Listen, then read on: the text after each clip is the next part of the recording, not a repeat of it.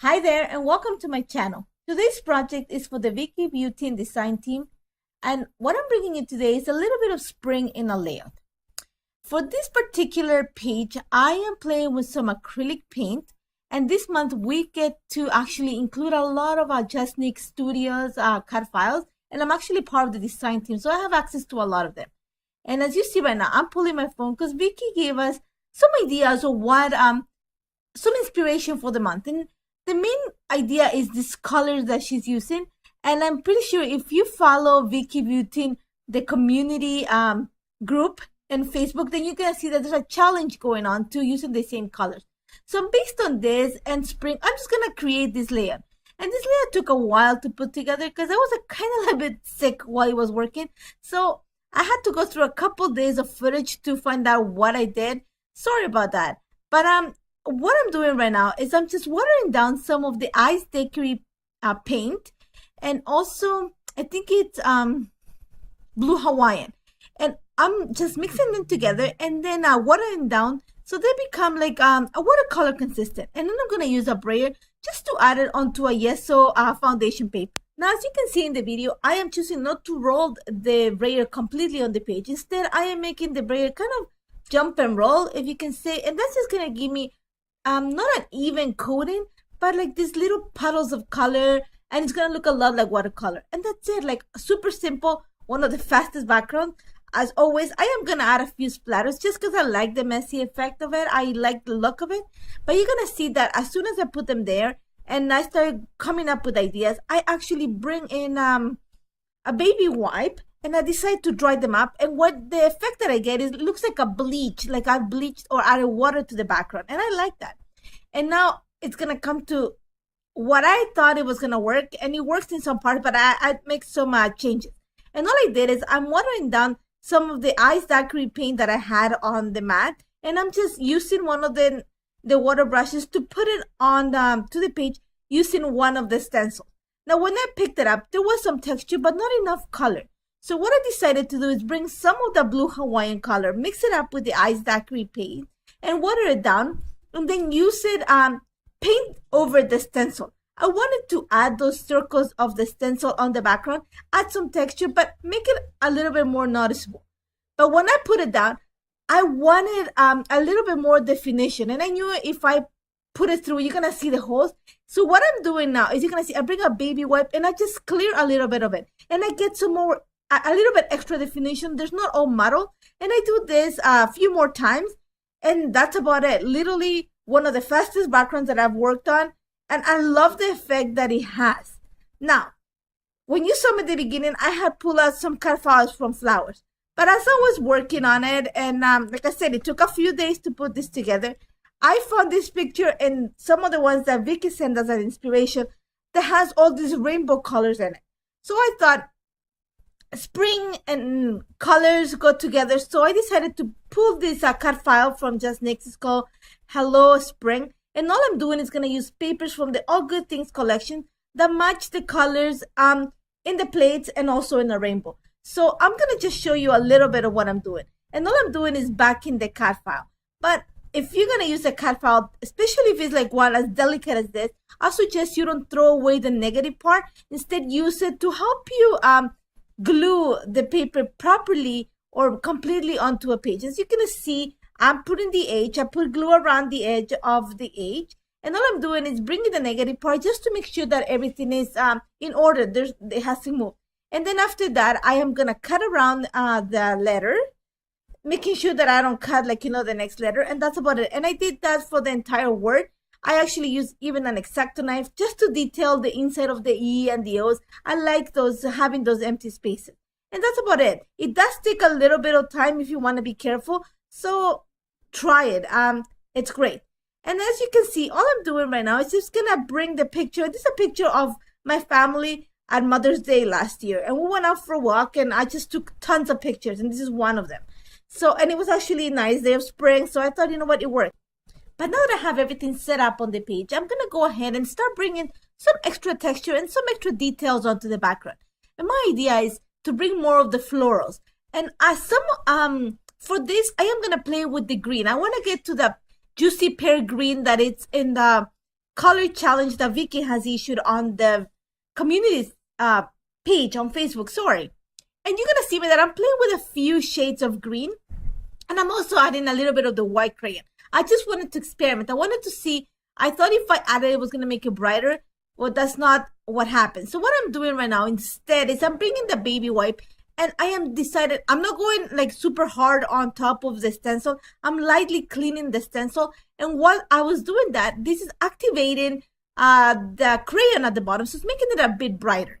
Now, as I got to the top part of this layout, right behind the picture, I added a lot of the white crayon thinking that I could lighten it up because for some reason here, the stencil was a little bit darker. But instead, what I accomplished, and I can say experimenting, is just to create a haze. It's not that noticeable.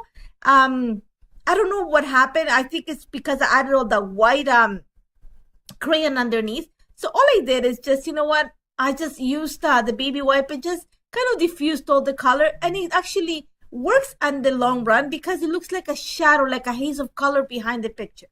So again, sometimes you make mistakes, sometimes they work, sometimes they don't, but I have to try it. And I tried it, it didn't work, but I'm gonna make it work on this layer. And then I learned from my mistakes. So what I'm gonna do is just play with the yellows, the greens. So all I'm gonna do is scribble the crayon onto the craft mat, pick up the color with the stencil brush, and then transfer it onto the layout on top of the stencil. Once I'm happy with what it looks like, I'm gonna get a baby wipe and lightly clean the stencil in motion. And this is without going hard. I don't want to take the color away from the stencil. I just want to kind of activate it. So what I'm doing is literally kind of cleaning the stencil a bit, and that's activating the color at the bottom. And I'm getting, by mixing all these colors, I'm getting to that true juicy pear color from the acrylic paint. And I'm loving the fact that there's a layer look behind what is going to be the title of this page. Like I said again, it might not be for everybody. I kind of like the idea that when you see up close, there's two different shades and there's levels onto this page. I like that. I like dimension, and this is working to what I like. Try it though. I mean, you might like it. Actually, it looks really good up close. You're gonna see in a bit. And that's about it. Like I said, one of the fastest backgrounds that I've created. Now that I have that done, and I left it aside to dry a little bit, and you're gonna see all I'm doing is adding some few simple layers behind the picture. I'm adding a little bit of vellum because I wanted to create a little bit of a soft look for the picture. And after that, I'm just taking advantage of some of the papers from the All the Good Things collection just to create layers and to add more color to this picture. After that, I'm going to use a T-ruler just to make sure everything's straight. And I'm going to go ahead and glue the picture and the title. For this, I am using fan foam and foam adhesive behind the letters and of the picture because I want this to be propped off the page. After that, it's going to come to decorating and embellishing the page. And just to match the sentiment of the title, I am using some actually flowers, some florals from the collection. And I'm choosing to work with the paper clips. I love the texture of the paper clips. The colors and the flowers of the paper clips are the ones perfect that match the colors that Vicky it was inspired to use this month. So all I did is I cut the little paper clip part, and I'm just using them as pieces of ephemera. Once I have that done, I pulled another cut file from the JustNick Studio, and this is called stems number 5, I think, or stems number 3. And these are just a set of leaves.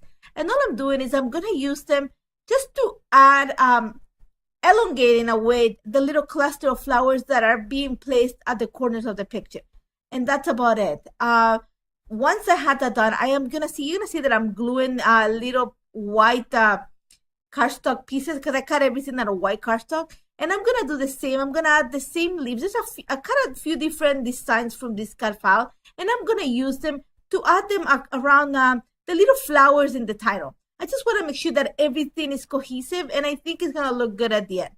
And that's pretty much about it. I added a few enamel dots along the way just to elongate, like I said, the cluster. A few details on the picture, not much. I think the title's going to sell this layout. But once I had that done, I like the white of the flowers, but I wanted to make it a little bit more colorful. So what I'm doing is I'm bringing the rose gold glaze, and you're gonna see that I'm watering it down, just using the brush, actually one of the water brushes, until I got a really fluid consistency. And all I'm gonna do is I'm gonna use it just as watercolor to add some color onto the leaves. And you see right now, I'm picking up some color and just lightly coloring the leaves. You're not going to see a lot of change in the leaves, but you're going to see a shine. You might not notice it right now, but later on you will.